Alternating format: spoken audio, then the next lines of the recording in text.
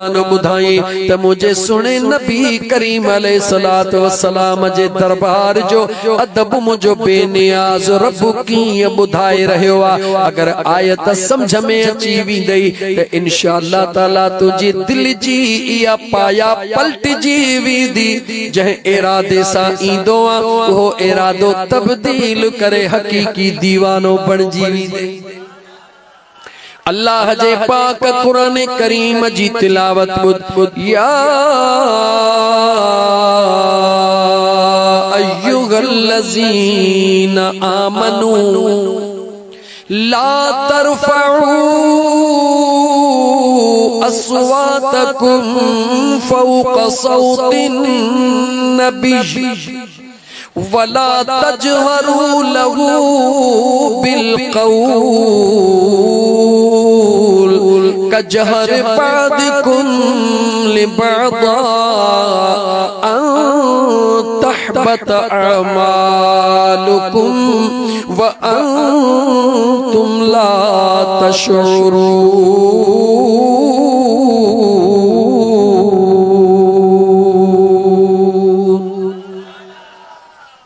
अजकल तमाम घट नातू पढ़ंदो हाँ चाहे रुगी दिल चवंदी आ त रब जो कुरान पढ़ा,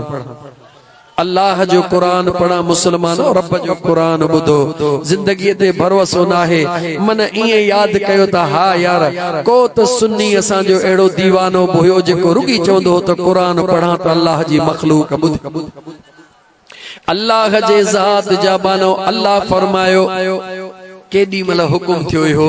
मुझो मदीने जो साईं वेठो आ, अबू बकर सिद्दीक सुहणो बि वेठो आ, उमर फारूक दिलबर भी वेठो आ, उस्मान ज़िन्नूरैन भी वेठो आ, अलीउल मुर्तज़ा शेरे खुदा भी वेठो आ, बिलाल भी वेठो आ, तलहा भी वेठो आ, जुबैर भी वेठो आ, अण खुट मुझे हुजूर जा सहाबी वेठा हन। रब कुरान जी आयत नाज़िल तो फरमाए। थोड़ो अञा भी शाने नुज़ूल बुधाई त कुरान जी आयत केडी मल लथी कीअं लथी पो गौर कजा। नबी करीम अलैहिस्सलातु वस्सलाम जे हुजूर में हिकड़ा परे परे खां सहाबी आया, या रसूल अल्लाह सल्लल्लाहु अलैहि वसल्लम असां जे इलाइके मां दीन जे पैगाम जे लाइ कहे पांजे प्यारे सहाबी जो इंतखाब फरमायो। मुझे आका करीम अलैहिस्सलातु वस्सलाम फरमायो तव्हां वेहो, उहे वेही रहा। अबू बकर सिद्दीक चयो मुझा आका फलाणो सहाबी एडहू जेला मुनासिबा। सैयदना उमर फारूक थोड़ो जलाली तबियत जो हुयो, उन विच में मुदाखलत कंद करे चयो उहो न फलाणो सहाबी जो हुजण जरूरी आ। इए कहीं बे सहाबी भी पंहिंजे राय ॾिनी। हुजूर जा सहाबी केर? हुजूर जा मौलाना तू तन्या कच्चे बेदे माई बाहर कोन निकतो हई। ए तो हुजूर जा सहाबी महफिल मुझे मुस्तफा जी उते वेठा हन। हुजूर जा सहाबी उहे सहाबी जन जे पैर जे मट सजी दुनिया जा वली गड तरह भी नथी सकी। हुजूर जे हिक सहाबी जे पैर जे मट दुनिया जा वली नथी सकन। उहे मुझे हू त जलीलुल क़द्र मुझे हुजूर जा सहाबी मुझे आका करीम अलैहिस्सलातु वस्सलाम जे आडो सहाबा राय ॾियण शुरू कई। कॾहिं कॾहिं इए थी वेंदो आ हीअ ॻाल्हि हीअं, ॿियो चवंदो इए न हीअं। बस अञा ॿिन टिन सहाबिन ॻाल्हायो, मुझे रब खे ॻाल्हि कान वणी, मुझे अल्लाह के गाल कान बणी। अल्लाह इन कुरान करीम जे आयत जो नुज़ूल फरमायो, ओ ईमान वारो या अय्युहल्लज़ीन आमनू ऐ ईमान वारो ला तरफ़ऊ अस्वातकुम फ़ौक़ सौतिन नबी। ॾाढिया न ॻाल्हायो, ॾाढिया न ॻाल्हायो, तहां जो ॻाल्हाइण मुझे महबूब जे ॻाल्हाइण खां मथे न थी वञे। इश्क मुस्तफा जो सेखारियो आ तो मुझे रब सेखारियो आ। मुझे बेनियाज रब फरमायो पंहिंजे ॻाल्हाइण के हेठ कयो। मुझे महबूब जे दरबार में बैठा हो कंहिंखे रब सेखारे रहियो आ, कंहिंखे रब चई रहियो आ जो जन जे आॾो मुझे मुस्तफा जन्नत जूं टिकेटूं विरहाए चुको आ। जन के हुजूर जन्नत जूं बिशारतूं ॾेई चुको आ। उन्हनि जे आॾो क़ुरान करीम जे आयत जो नाज़ूल थियो आ। ॾाढा न ॻाल्हायो किथे तव्हांजो आवाज़ मुझे महबूब मुस्तफा जे आवाज़ खां मथां न थी वञे। कजहर बादिकुम लिबादिन मुझे महबूब जे साम्हूं इएं न ॻाल्हायो जीअं तव्हां हिक ॿिए सां पंहिंजे मुंहं सां कचहरियूं करे ॻाल्हाईंदा हो। दरबारे मुस्तफा में अचो त आवाज़न खे पस्त करे छॾियो, पंहिंजी ज़ुबान खे खोलियो न। जेसिताईं मुंहिंजो महबूब न पुछे तेसिताईं ज़ुबान खे बंदि रखो। अॻियां अल्लाह जे क़ुरान छा चयो? अन तहबत अमालुकुम व अंतुम ला तशउरून।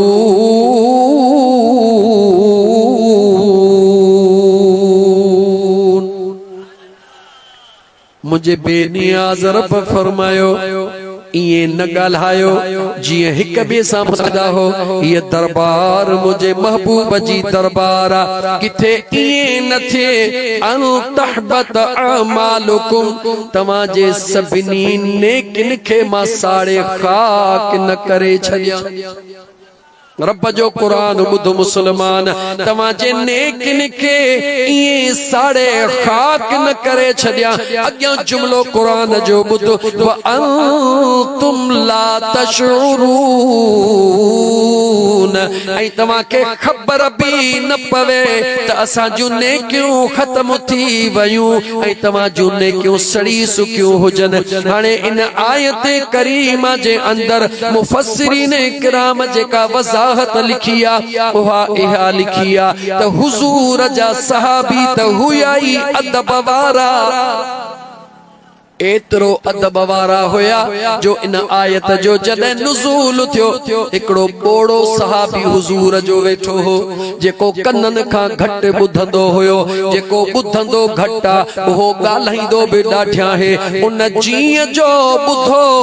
उन जे दिलि में ख़्याल आयो मां कननि खां ॿोड़ो हां मतां मूं ॾाढिया ॻाल्हायो हुजे। ज़ारो कतार रोई करे पंहिंजे घर में वियो, पंहिंजे पुटड़नि खे सॾु करे चई त घोड़नि जे इस्तंबोल में मूंखे रसन सां ॿधी छॾियो, घोड़नि जे विच में पाण खे ॿधराए छॾियईं। ज़ारो कतार रोई रहियो आ ओ मुंहिंजा रब मूंखे माफ़ कर, मां ॿोड़ो हां, शायद मूं ॾाढिया ॻाल्हायो आ जंहिंजे करे मुंहिंजा रब तूं नाराज़ थी वियो आ। हे हुजूर जे सहाबा जो इश्क ऐं मुहब्बत आ। ज़ारो कतार रोई रहियो आ, ज़ारो कतार रोई रहियो आ। हिकिड़ो ॾींहुं गुज़रियो मस्जिद नबवी में कोन आयो, ॿिए ॾींहुं या टे ॾींहुं मुंहिंजे मुस्तफा करीम पुछो मुंहिंजो फलाणो सहाबी कोन आयो आ या रसूल अल्लाह। उन हिन ॻाल्हि जे करे क़ुरान करीम जी आयत नाज़िल उन डप खां त मां ॿोड़ो हां मतां मुंहिंजे करे नाज़िल थी हुजे,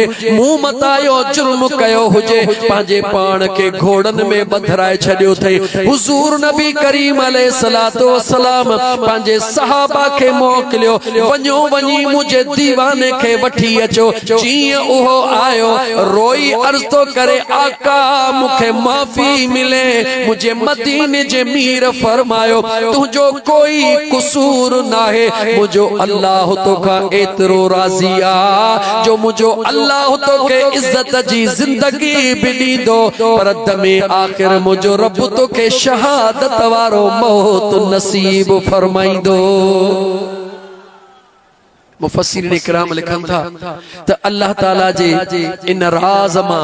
आशिकन हिकड़ो इहो राज वरतो त मुझे रब के खबर हुई हुजूर जा सहाबी त दीवाना मस्ताना हन उहे त मुझे महबूब जाडो जान बच्चा कुर्बान करण वारा हन पर हुजूर अल्लाह के खबर हुई वो जमानो ईंदो जो मानू जुबान दराजी कंदा पंहिंजा आवाज हुजूर जे हुक्म खां मथा हूं करे ये मैकू फाड़े वठी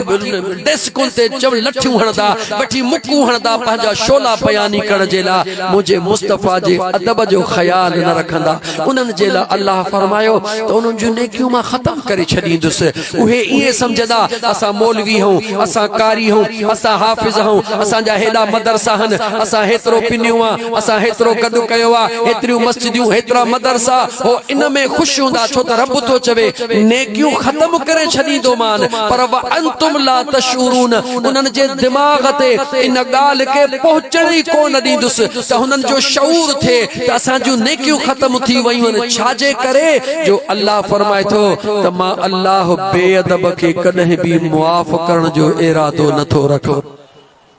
बेअदब के कदे भी मुआफ करण जो इरादो न रखा ज़ानी हुंदो शराबी हुंदो गुनहगार हुंदो तव्हां ॾिसो त उनखे अल्लाह तौबह जी तौफीक ॾींदो आ पर जेको न बेअदब हुंदो आ उहो बेअदब मुझे मदीने जे मीर जो हुजे या हुजूर जे सहाबा जो हुजे या हुजूर जे आल जो हुजे बेअदब हुंदो आ जेको बेअदब हुंदो आ मुझो अल्लाह कदे भी उनखे निदामत वारी जिंदगी कोन ॾींदो आ छो त बेअदब मुझे खुदा के कोन वणंदो आ गुनहगार केॾो भी हुजे रुगी रोई चंदो मुझा मालिक मूंखे मुआफ़ कर रब चंदो मुआफ़ करे छॾियो मैं ॿियो घुर तोखे छा घुरिजे गुनहगार हुजण अलग शय आ बेअदब हुजण अलग शय आ को भले नमाज़ूं पढ़े भले खैरात जेको वणे सो करे इन करे मुझा दोस्त खुदा जे वास्ते बेअदबी खां बच जा पर मां त इहो ऐलान चैलेंज तो कयां अल्हम्दुलिल्लाह पूरी दुनिया जे अंदर अगर का जमायत आ त वा सैयदना अब्दुल कादिर जीलानी घोट जी जमायत आ महबूब सुबहानी जी जमायत आ जेका 11 करण वारी आ ऐं 12 करण वारी ओहे मुरीद सजन साईं जा हुजन या मशोरन वारे साईं जा हुजन या कहीं भी अल्लाह जे कामिल वली जा मुरीद हुजन लेकिन जन जे दिल में पीरान पीर जी निस्बत आ जन जे दिल में पीरान पीर दिल पर दस्तगीर जो प्यार आ ओहे गुनाहगार थी सकन था नमाज़ुन में सुस्त थी सकन था पर बेअदब कदे न था थी सकन न हुजूर जे जात जा न हुजूर जे सहाबा जा न हुजूर जे आल जा कुछ भी थी वने अहले सुन्नत हुजूर जे बचड़न जे मथा कदे भी न कीचड़ उछलाइंदो न बर्दाश्त कदो कुछ भी थी सके सुने अब्दुल कादिर जीलानी जो मुरीद हुजूर जे चैन यारन जे मथा न कीचड़ उछलाइंदो न बर्दाश्त कंदो जेको गुलामन जे मथा जान कुर्बान कंदो हो मुस्तफा जे मथा बयान किए न सच्चाई छुप नहीं सकती बनावट के उसूलों से खुशबू आ नहीं सकती कभी कागज के फूलों से मां तो के दिल जे गहराइन सा मुझा दोस्त दावत हो दिया ई खुदा जी मखलूक भरी पया खुली पई थई वञ वञी तो फिरकन के गोल के मुझे मुस्तफा करीम जे बचड़न सा बुग़्ज़ रखण वारा सैयदना अबू बकर सिद्दीक जो नालो वठ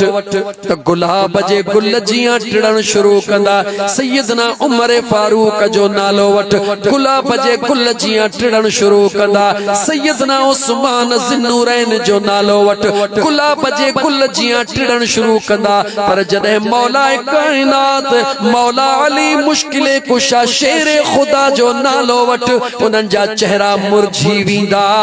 हेडे होडे निहारण शुरू कंदा ये लगंदो आ जण को पहाड़ इनन जे मथा किरी पयो आ या हकीकत है या न सच चो सच चे यार रुसे त रुसण दे फणीअ ॾींदे वार खुसे त खुसण दे मुझा दोस्त हालांकि मुझे मदीने जे घोट फरमायो आ मुझे आका करीम अलैहिस्सलातु वस्सलाम फरमायो आ त जे कदे मोमिन ऐं मुनाफिक में तव्हां के फर्क ज़ाहिर करणो आ कीअं ख़बर पवे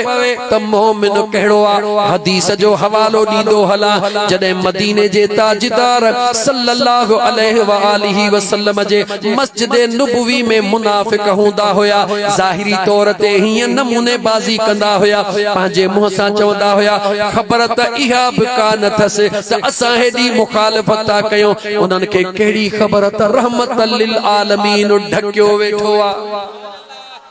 हिको अहिड़ो ॾींहुं आयो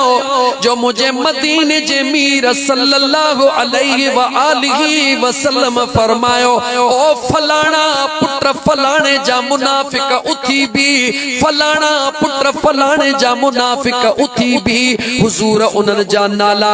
पीर जा नाला खणी उथारिया। हज़रत साद बिन अबी वक़ास रज़ियल्लाहु ताला अन्हु फरमाए तो जॾहिं मां उहो मंज़र ॾिठो मां बहराड़ीअ जे रहण वारो हुयुसि ऐं मुंहिंजा दोस्त मोहम्मद रफ़ीक ऐं सजण ऐं मुंहिंजा दोस्त फ़कीर क़ुर्बान अली मेतला गौर सां हीअ ॻाल्हि ॿुध मुंहिंजे मदीने जे मीर जे ग़ुलाम हज़रत साद बिन अबी वक़ास अर्ज़ कयो त मुंहिंजा आका मां झंगई जबलन में रहण वारो हां मुंहिंजा मुस्तफ़ा तव्हां त मुनाफ़िकनि खे सुञाणे वरितो या रसूल अल्लाह असांखे कीअं ख़बर पवे त मुनाफ़िक कहिड़ा मोमिन केरा त मुझे मदीने जे मीर सल्लल्लाहु अलैहि व आलिहि वसल्लम हज़रत साद बिन अबी वक़ास के फरमायो मां मुस्तफ़ा तव्हां के दस थो ॾियां कहिड़ो दस थो ॾियां जॾहिं तव्हांखे मोमिन ऐं मुनाफ़िक जे विच में पहचान करणी हुजे त मुंहिंजे भाउ अलीअ जो नालो गौर सां वठो अली अली करण शुरू कयो अलीअ जो ज़िक्र करण शुरू कयो अलीअ जी तारीफ़ करण शुरू कयो मुझे मदीने जे मीर फरमायो ऐं वरी पोइ ॾिसण शुरू कयो जंहिंजो चेहरो चोॾीअ जे चंड वांगुरु चमकंदो वञे पक समझो त इहा मोमिन जी निशानी आहे पर जे उन जो चेहरो मुरझी वञे त मां मुस्तफ़ा तो ॿुधायांव त इहा ई मुनाफ़िक जी निशानी आहे। याद रखी छॾ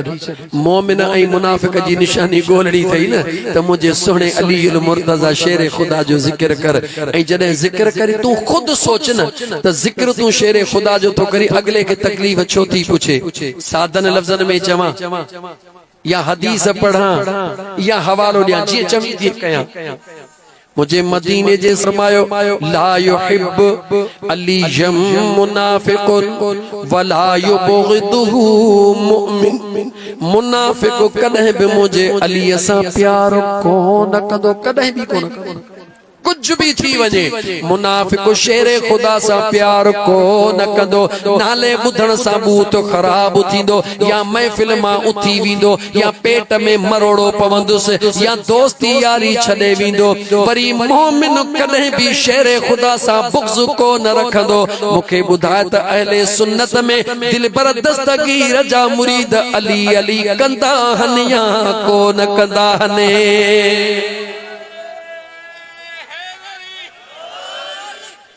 मुनाफिक और मोमिन की अगर पहचान करनी हो लगा दो मिल के सब नारा जो अली मौला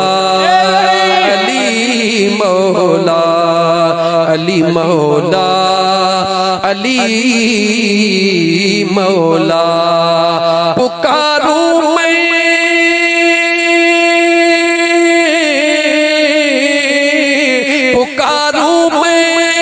अली मौला तुम्हें क्यों दर्द होता है पुकारूं मैं अली मौला तुम्हें क्यों दर्द होता है अरे नबी ने खुद पुकारा है अली मौला अली मौला अली मौला अली मौला तस्वीर जे बेरुख दे अच हे तस्वीर जो हिकड़ो रुख बुधी तस्वीर जे बेरुख दे अच अबू बकर सिद्दीक रदियल्लाहु ताला अन्हु उहो मुझे मुस्तफा करीम जो दीवानो परवानो आ जे जेला मुझे मदीने जे मीर फरमायो मां मुस्तफा सभिनी जा थोरा लागे छड़िया पर हिजरत वारी रात जो थोरो ऐ अबू बकर सिद्दीक तो के उन जो अजर मुझो रब पाण ता फरमाइंदो हक चार यार सैयदना अबू बकर सिद्दीक रदियल्लाहु ताला अन्हु जी उहा ज़ाता जेके मुझे मदीने जे मीर सल्लल्लाहु अलैहि व आलिहि वसल्लम पंहिंजे ज़ाहिरी बीमारी जे सूरत में सडड़ो करे फरमायो अबू बकर हलिया मां मुस्तफा जे मुसल्ले ते भी नमाज पढ़ा अजीज़ान मन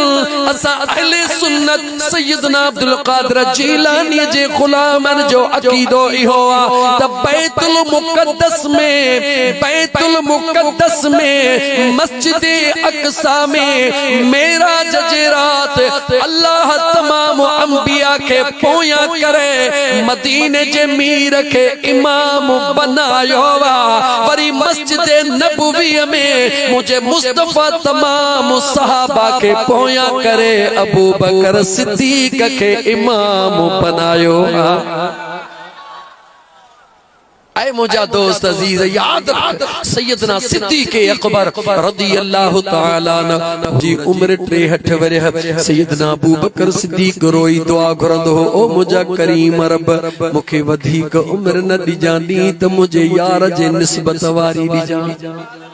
मुझे आका करीम अलैहिस्सलातु वस्सलाम जी उम्र 63 वरह सैयदना अबू बकर सिद्दीक जी उम्र 63 वरह मुझे करीम आका अलैहिस्सलातु वस्सलाम के दुनिया छड़न का पहरी 3 ॾींह बुखार हुयो सैयदना अबू बकर सिद्दीक के भी 3 ॾींह बुखार हुयो मुझे आका करीम अलैहिस्सलातु वस्सलाम सूमर जे ॾींह दुनिया छड़िया मुझे सिद्दीक अकबर भी सूमर जे ॾींह दुनिया छड़िया मुझे करीम आका अलैहिस्सलातु वस्सलाम के आखिरी 3 ॾींह बुखार वारी सूरत में अम्मा आयशा सिद्दीका दंदड़ के कौरड़ो करे दी दिया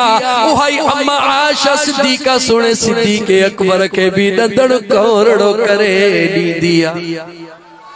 ऐ सुन्नी तो के किरोड़े मुबारक ऐ दिल पर दस्तगीर जा मुरीद तो के अणखुट मुबारक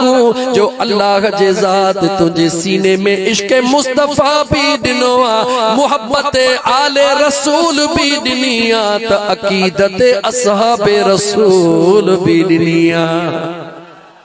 पांजे पान ते नाज कर पांजे किस्मत ते नाज कर मुझा दोस्त अजीज तकरीर जो मौजू अलाए केडो निकरी वयो दोनों जवानी के मस्ती में चूर न तेरा कसूर न मेरा कसूर लेकिन याद रखी छद सैयदना अबू बकर सिद्दीक हुजे या सुहणो उमर फारूक हुजे या सुहणो उस्मान ज़िन्नूरैन हुजे टई मुझे यार मदीने जे ताजदार जा प्यारा हन अन्या तो के जेकरे सौली सिंधी में खोले खोले साफ करे दिया त मुझे मुस्तफा जो अरशन ते नालो अहमद फर्श ते नालो मुहम्मद